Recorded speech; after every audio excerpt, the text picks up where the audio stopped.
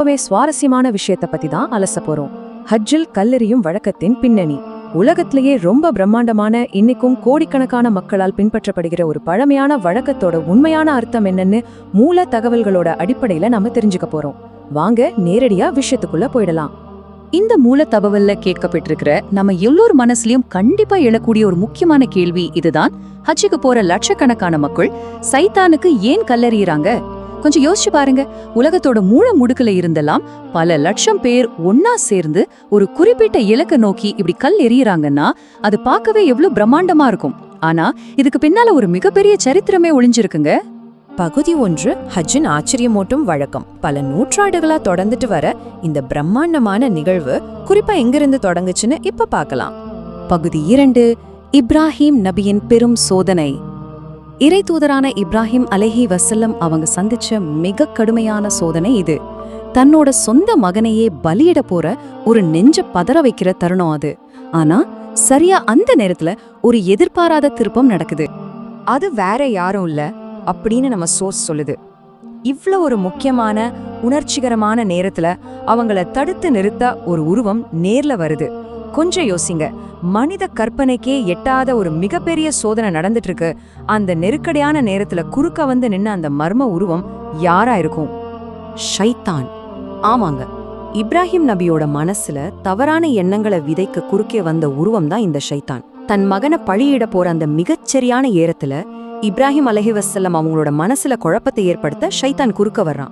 இறைவனோட கட்டளையிலிருந்து அவங்கள திசை திருப்பி அவங்களோட உறுதியான மனசை மாத்துறதுக்காக அவன் நேரடியாவே களத்துல இறங்கினான். சுருக்கமா சொல்லணும்னா இது இறை நம்பிக்கைக்கும் கெட்ட எண்ணங்களுக்கும் இடையில நடந்த ஒரு நேரடி போராட்டம்.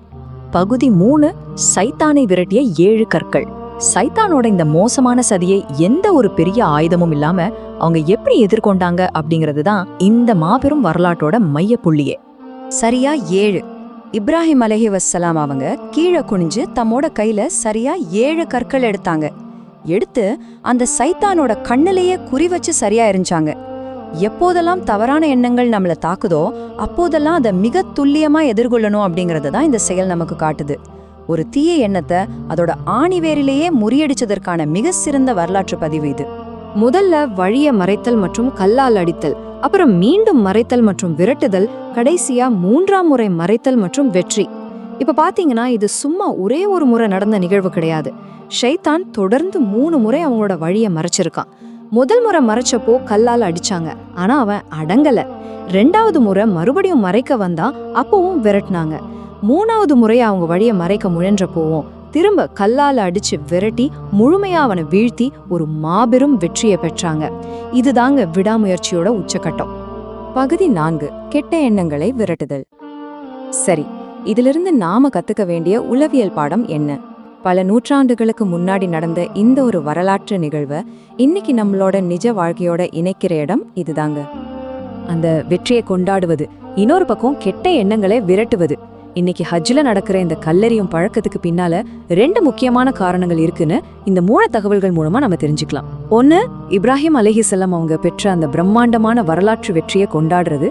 2வது, அதே நேரத்துல நம்ம மனசுக்குள்ள இருக்கிற கெட்ட எண்ணங்களை நாமே விரட்டி அடிக்கிறது.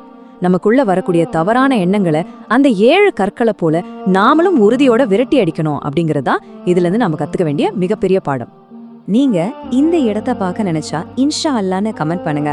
நம்ம சோர்ஸ்ல குறிப்பிடப்பட்டிருக்கிற இந்த வாக்கியத்தோட நாம இந்த சுவாரஸ்யமான அலசலோட இறுதிக்கு வந்துட்டோம். இவ்ளோ ஆழமான வரலாற்று பின்னணியும் உளவியல் தத்துவமும் அடங்கி இருக்கிற அந்த புனிதமான இடத்த ஒரு முறையாவது பார்க்கணுங்கிற ஆசை கண்டிப்பா நம்ம எல்லாருக்குமே இருக்கும். ஆனா இறுதியா உங்ககிட்ட ஒரு சின்ன கேள்வி. உங்களுக்குள்ள எழக்கூடிய கெட்ட எண்ணங்கள் அப்படிங்கிற அந்த சைத்தானை விரட்டி அடிக்க உங்க கையில இருக்கிற அந்த 7 கற்கள் என்னென்ன? கொஞ்சம் யோசிச்சு பாருங்க. மீண்டும் ஒரு சுவாரஸ்யமான தகவல்களோட சந்திப்போம்.